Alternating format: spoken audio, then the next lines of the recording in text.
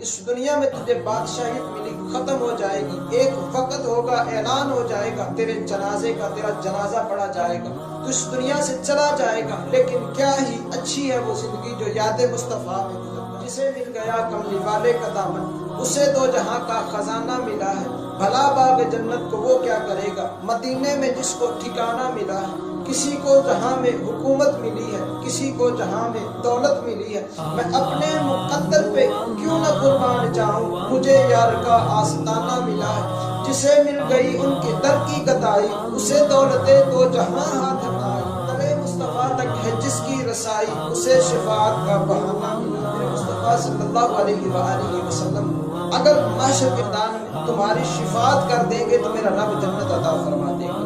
حضور اعلیٰ نبی علیہ السلام کی محبت جب کسی کے سینے میں پیوست ہو جاتی ہے تو پھر وہ اس دنیا سے مستغنی ہو جاتا ہے، اس دنیا سے دور ہو جاتا ہے، اس دنیا کی نعمتوں کو اور اس دنیا کی لذتوں سے وہ انسان دور ہو کر تنہائی میں گڑ گڑا کر رو کر اپنے رب سے مانگتا ہے، میرا رب اسے عطا فرما دے۔ حضرت ابراہیم بن ادھم وقت کے سلطان ہیں، وقت کے حاکم ہیں، حکومت پہ بیٹھے ہوئے ہیں، سلطنت کے بادشاہ ہیں، اور جب اپنے بستر پہ رات کو لیٹے، نرم و نازک بستر پہ جب نیند آئی تو چھت پر کسی کے چلنے کی آواز آئی۔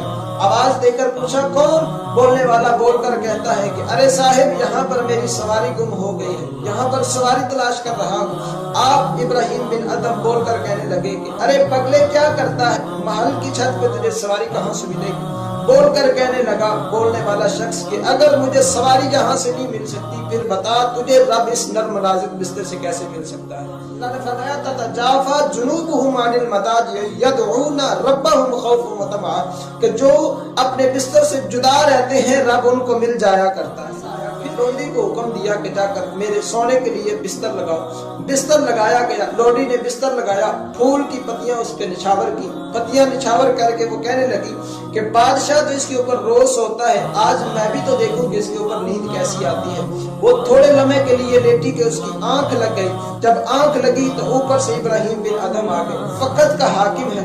آپ نے وزیر کو آواز دی، کہا کہ اس لونڈی نے میری بے ادبی کی ہے، اس کو جگایا جائے اور کوڑے لگائے جائیں۔ جب اس کو کوڑے لگائے گئے تو اس نے رونا شروع کر دیا اور کچھ ہی دیر کے بعد اس نے ہنسنا شروع کر دیا۔ وقت کے حاکم نے کہا کہ تیرا رونا تو سمجھ آتا ہے کہ تجھے درے لگائے گئے ہیں، تجھے کوڑے مارے گئے ہیں، لیکن تو ہنستی کس لیے ہے؟ تیرا ہنسنا مجھے سمجھ نہیں آیا۔ وہ کہنے لگی کہ میں اس بستر پر کیا لیٹی کہ میری جان پر بن آئی، میں اس بستر پر کیا لیٹی کہ میری جان پر بن آئی، سزا تھوڑے سے سونے کی میں نے اس قدر ہے پائی، سوچتی ہوں کہ محشر میں جب حاضری یہ پیش خدا ہوگی، اس بستر پر ساری زندگی غفلت کی نیند سونے والے کی سزا کیا ہو۔ کہنے لگی کہ میں چند لمحوں کے لیے سوئی تھی کہ تو نے مجھے درے بھی مارے، کوڑے لگائے ہیں مجھے، لیکن میں یہ سوچتی ہوں کہ تو ساری زندگی اس پہ غفلت کی نیند سویا ہے، معاشر کے میدان میں میرا رب تجھے سزا کیا دے۔ آپ نے حکومت چھوڑ دی، سلطنت چھوڑ دی، سب کچھ چھوڑ چھاڑ کے جنگلوں میں چلے گئے اور اللہ اللہ کرنا شروع کر دیا۔ کبھی سجدے میں گڑ گڑا کے مالک کو مناتے ہیں، کبھی سجدے میں گر کے اپنے مالک کو راضی کرتے ہیں۔ بے قدرہ کچھ قدر نہ کیتی خوب تسلی ہو، دنیا دار پجاری زردے کتیاں دے کر ٹلی ہو، بک بک روشن اکھیاں ویکھ حویلی کلی ہو، کوچ نسی رساں جد کیتی پے جاسی آتھر تھلی ہو۔ لیکن آپ کبھی سجدے میں گر کے اپنے مالک کو مناتے ہیں، رب کی بارگاہ میں گڑ گڑا کے دعا مانگتے ہیں، مولا جو میں نے پہلے زندگی گزاری مجھے معاف کر دینا، میرے رب کی بارگاہ میں گڑ گڑا کے مانگتے ہیں۔ پھر ایک دن ایسا ہوا کہ دریا کا کنارہ تھا، بیٹھے گدڑی سی رہے تھے اور وقت کا حاکم کے بادشاہ کے ساتھ رہنے والا وزیر وہاں سے گزرا جو پہلے ابراہیم بن ادھم کے ساتھ رہا کرتا۔ کہنے لگا کہ اے ابراہیم بن ادھم، تو وقت کا بادشاہ تھا، وقت کی حکومت تیرے پاس تھی، وقت کی سلطنت تیرے پاس تھی، لیکن تو نے ٹھکرا کے یہاں پر آگے فقیروں کی زندگی جی رہا ہے۔ آپ نے کہا کہ خدا تجھے وہ مبارک کرے، مجھے محمد عربی کے صدقے سے اللہ نے مجھے اس پانی پہ حکومت عطا فرما دی ہے۔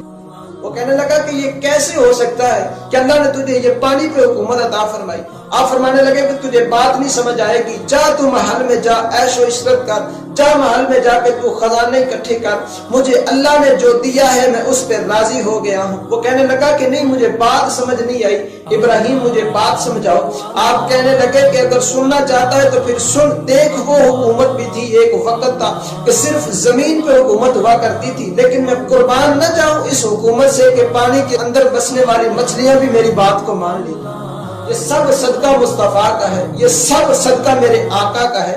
वो कहने लगा कि कैसे मुझे बात तेरी समझ नहीं आ रही। आपने अपनी सुई पकड़ी और पानी में डाल दी। पानी में डाली तो डालकर जब आपने जो हुक्म दिया कि पानी में बसने वाली मछलियों मेरी सुई निकाल कर दो, हजारों मछलियां अपनी चोंच में सोने की सुई लेकर बाहर आ गई। लेकिन आपने जब देखा कि इतनी लंबी कतारें लगी हुई हैं और हर मछली के मुंह में एक एक सोने की सुई है, वक्त का वजीर भी देख रहा है और देख कर कहने लगा कि वाह क्या बात है, अल्लाह ने तुझे ये हुकूमत दी है।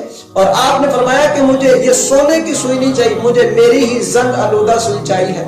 मछलियां फिर अंदर चली गई। वक्त का वजीर बोलकर कहने लगा कि इब्राहिम तू बड़े घाटे के सौदे करता है, पहले जब हुकूमत थी तूने फिर भी ठुकरा दी, अब जब इतना सोना दरिया के अंदर से बाहर आया है तूने उसको भी ठुकरा दिया। आपने फरमाया कि मुझे वो हुकूमत तो मिली थी, मैंने ठुकरा दी, वो जमीन के ऊपर थी, लेकिन ये हुकूमत जब से मिली है मैं जहां भी देखता हूँ अल्लाह ने मेरे लिए खजाने ही बखेर रखे। हुकूमत जो थी वो तो महल के अंदर की थी और वहां तक महदूद थी, खजाने महदूद थे, ऐशो इशरत महदूद थी। लेकिन जब से मैंने वो खजाने छोड़े हैं, मेरी निगाह जिस तरफ जाती है, अगर हवा में उड़ने वाले परिंदों को हुक्म देता हूँ वो भी बात मान लेते हैं, अगर जमीन पर चलने वाले जानवरों को हुक्म देता हूँ वो भी बात मान लेते हैं। और मुस्तफा के दामन से वाबस्ता होने के सदके से अगर पानी में बसने वाली मछलियों को हुक्म देता हूँ तो वो भी सोने की सुई लेकर बाहर आ जाया करती है। ये सब सदका मेरे मुस्तफा का है, ये सब हुकूमत मेरे